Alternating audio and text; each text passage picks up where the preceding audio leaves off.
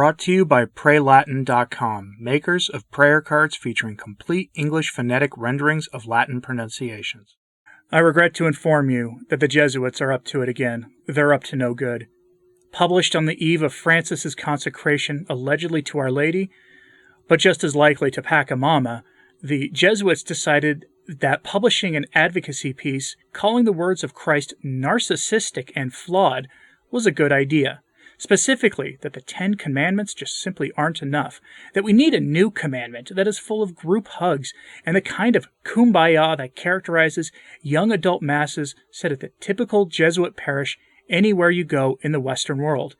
It's just more Jesuit nonsense, but it's worth going over today because it characterizes not only the ethos of the modern Jesuits, but it also characterizes much of the modernist spirit, which calls for going out and making a mess of things instead of doing traditionally Catholic things like praying, fasting, and doing penance, and then uniting those things with our earthly works. So today, I ask that you pray for the priest who penned this article, and you'll see why, especially towards the end of today's episode. So let's get into this. The Church condemns what Protestants accuse Catholics of believing, namely works-based doctrines. But the truth is that modernists promote works-based doctrines themselves, and they combine that error often with sin in the name of love. Headline from America Magazine. Is it time for an 11th commandment? Now, the article is by someone calling themselves Jim McDermott, S.J., and at first I didn't know if the author was a hip, modern Jesuit priest who doesn't like being photographed in his clerics, or if he was a lay member of the Jesuit order. But he speaks about hearing confessions in this piece, so I'll assume he's a priest of the Pastor Jimmy Martin order. And here we learn that God got the 10 Commandments wrong, because of course he did. He's not a Jesuit after all. The piece begins with the simple premise that you can follow the 10 Commandments and still be a rotten person. And that's true. Thou shalt not be a jerk isn't one of the 10 Commandments, but the truthful observation is used to set up a premise that is beyond shaky, that some of Jesus' commands are narcissistic sounding, and that we really need to think about the folks I refer often on my channel to as the Jimmy Martin crowd. From the article, quote, a lot of people believe the real commandment to follow is Jesus' words in Matthew, love your neighbor as yourself. And there is a lot to recommend that. It frames our life in active, positive terms. As life strategies go, thou shalt not is pretty much the worst. Being a good Christian or a good and happy person is not primarily about what you keep yourself from doing, but what you do. It's about our deeds. Also, while there are many different ways of thinking about Jesus, dig down and pretty much all of his choices come back to love. Time and again he tries to care for others, especially sinners. It's worth taking a second to think about that. Jesus spent his time helping people who have done bad things, and other people whom society had rejected as unclean, immoral, or not even fully human. It sounds great until you start putting it in concrete terms, like Sister Janine Gramick insisting on the humanity and blessedness of members of the James Martin community, when many in the church wouldn't. Then it can get pretty challenging, but Jesus' commandment also has some flaws. It sounds more than a little narcissistic to say that the measure of your love for others should be yourself. Also, it assumes that we all have a lot of love for ourselves, when in fact many of us have spent our lives being told that we are not as worthy of love as others, or that there is something wrong with us. Jesus' command can be used even to reinforce that terrible message. Tell me you have never heard a homily on this idea, where the point is, look at how much you spoil yourself. End quote. All right, so I'm going to stop there for a moment. You know, it's a good rule of life that if the idea that something Jesus Christ said was flawed ever comes to your mind, it should be dismissed. He's God. I don't know if the Jesuits are teaching that Jesus is still God or not, but anything Christ said is perfection. If there is a problem in understanding anything he taught, that problem lies with us and a defect of our own reasoning. This priest should know that. But sin darkens the intellect, and modernism, as a heresy, is a sin, since holding to a heretical position is by definition sinful. But the priest is going somewhere with this. We must practice active love and kindness, man. He's using Francis's understanding of what the faith is about, going out and doing active works instead of practicing spiritual goods. He's promoting an activist gospel.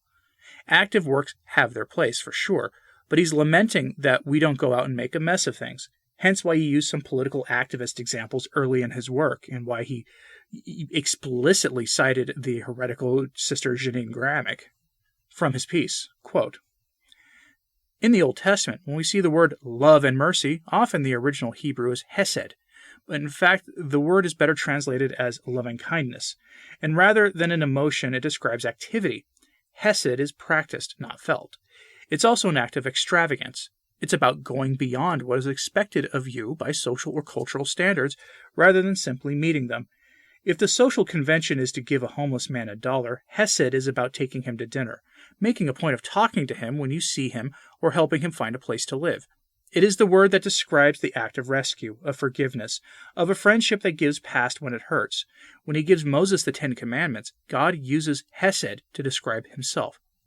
Then the Lord passed by in front of him and proclaimed, the Lord, God merciful and gracious, slow to anger, and abounding in loving kindness and faithfulness, who keeps loving kindness for the 1,000th generation, forgiving iniquity and transgression and sin. That's allegedly a quote from the book of Exodus, when he inserts his own word there. And in fact, it was God's loving kindness that actually made him God to the Israelites. Throughout the ancient Near East, divinity was not just accepted because someone pronounced it.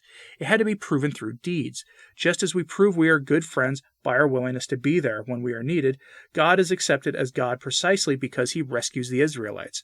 Far be it from me to suggest that the 10 Commandments that the Lord God gave to Moses could use improvement.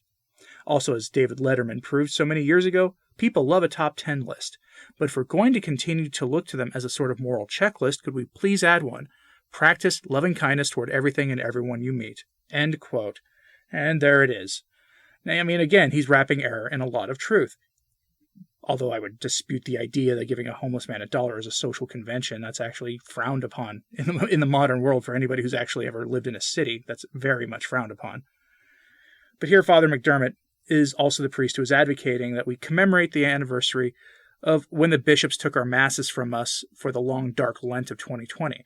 And not because we never forget that supreme act of cowardice and betrayal by nearly all the bishops of the world, but because we need to remain loyal to the secular narrative about the events that surrounded that decision and the 2 years they spent promoting a lie. Then again, this is the priest's profile pic on Twitter. So we shouldn't be surprised. It's practically part of the Jesuit oath now to be wrapped up in what we call the Pastor Jimmy Martin subject, that even this priest is signaling to the world his rejection of the Church's timeless teaching on that subject and his adoption and advocacy for the position of the world. It's sad, but it's not unexpected. Heresy of any kind is a sin, and sin darkens the intellect. Once we adopt the condemned heresy of modernism, which Pope St. Pius X defined as the synthesis of all heresies, then it's not a far leap to reject the core tenets of the faith for a works-based doctrine and a doctrine that accepts sins that cry out to heaven for justice. It's not a surprise at all that this priest advocacy for an 11th commandment of loving kindness includes explicitly that sin which St. Paul warned about, that sin which cries out to heaven, that has become synonymous with the name Father James Martin and has become synonymous with the once mighty name of the Jesuits. It's just to be expected at this point. I'll finish with this statement from the Council of Trent. It's an infallible statement based on rejecting the concept of works-based doctrines. Protestants always hit Catholics with the charge that we practice a works-based faith, that is no faith at all, that we just believe we can work our way into heaven, that our salvation is based on earning through works our ticket into heaven. It's a false charge, but one we've all heard at least once in our life. We believe that as Catholics that Jesus commanded us to do works, and that works come as part of living the gospel message. But we acknowledge that no amount of works alone will earn your way into heaven, just like no amount of professing an empty faith devoid of any real lived faith it will earn your way into heaven. As the Council of Trent states in the famous decree on justification, quote, "None of those things that precede justification, whether faith or works, merit the grace of justification. For if by grace, it is not now by works. Otherwise, as the Apostle says, grace is no more grace." End quote. In other words, neither alone is sufficient. But that theological topic is something for another time. What we're seeing advocated by the modernists in our time is a works-based doctrine. We've seen it with Francis's suppression and reforming of the contemplative religious orders who, in his own estimation, aren't out there doing enough and are just spending way too much time doing Catholic things like praying and fasting. We see in articles like the one I quoted from earlier, Of the modern errors, it's perhaps the most widespread of all modern errors, since works-based doctrines can be used to justify any number of other evil things in the name of the Beatitudes, or in this case, in the name of loving kindness. So what did you think of this? Let me know in the comments, please. Is this priest completely off base, or is he onto something? Am I the one who's wrong here? That we need an 11th commandment of loving kindness? Let me know what you think in the comments, please, and like and subscribe if you haven't. It really does help. And as always, pray for the church. I'm Anthony Stine. Ave Maria.